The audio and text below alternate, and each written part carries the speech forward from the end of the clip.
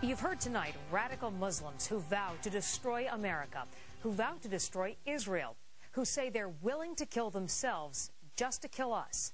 What do Americans think when they hear such things? Do they think that our government should take these threats seriously? We conducted a Fox News poll to find out, and the findings are dramatic.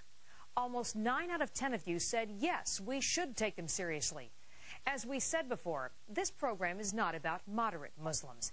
It's about the radicals who have placed so little value on human life.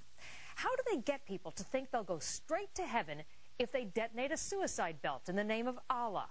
We show you now how they teach young children exactly that.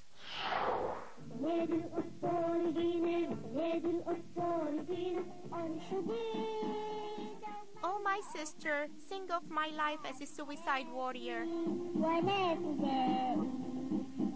Each and every part of your soul I have drenched with my blood. At very early age, we were taught to love death as much as our enemy loves life. A little later, he drew his last breath. Saeed, the 15-year-old child, was martyred for the sake of Allah. He died happy. I can draw you an AK-47, even though when I was growing up, I never even handled one. It was always imprinted in my mind. I will turn into a suicide warrior. In battle dress.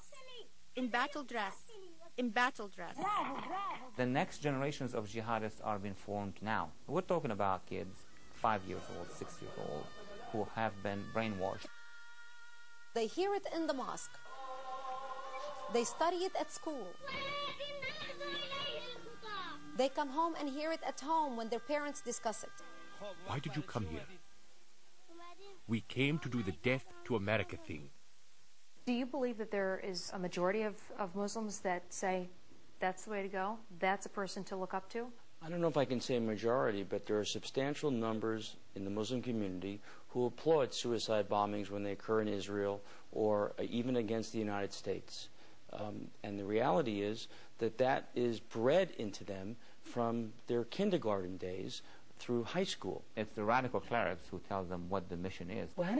Let's listen to a very beautiful story to learn about the courage of a child and how when a child is brought up in a good home and receives proper education and faith, he loves martyrdom, which becomes like an instinct for him. Some polls show that upwards of 60 to 70% of Muslim populations support suicide bombing. If you look in the street, the media, the educational curricula, the shaheeds, the martyrs are lauded, they're glorified. These are the ones that carry out suicide bombings. Allah willing, I bring you good tidings. This century is the century of Islam. When you brainwash a child at very early age, he will have distorted mind, capable of cruelty. What are you holding in your hand? A rifle. What are you going to do with it? Shoot the Jews. A 5-year-old who say, while holding a rifle, I'm going to be killing Jews or others, is basically somebody who has been completely cut off the rest of the free-thinking world. Even with a tiny stone, the Palestinian child goes out to fight for his country. He is willing to shed his blood for his country and expel the enemy, even at the cost of his life. To see videos of young kindergarten kids singing odes to suicide bombers is one of the most shocking images I can recall watching in the last 15 years of doing this work. With my best effort, I will bring a machine gun, violence, anger. They're showing then propaganda films and putting them on the internet, and kids are able to access the internet. Do you want to be a martyr? Yes. I remember my first song, my first lullaby. It was Al-Arab Ahbabna wal-Yahud Klabna, which means Arabs are beloved and Jews are dogs. Why do you want to be a martyr? To kill the Jews.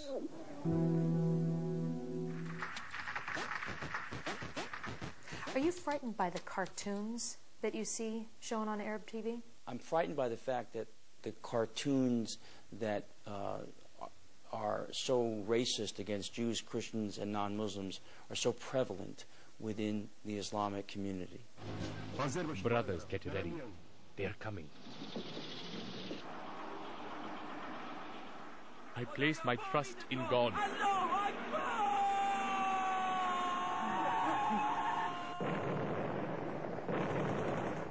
They teach this, they propagate it, and it's published all over the world. And targeted to the very youngest of audiences.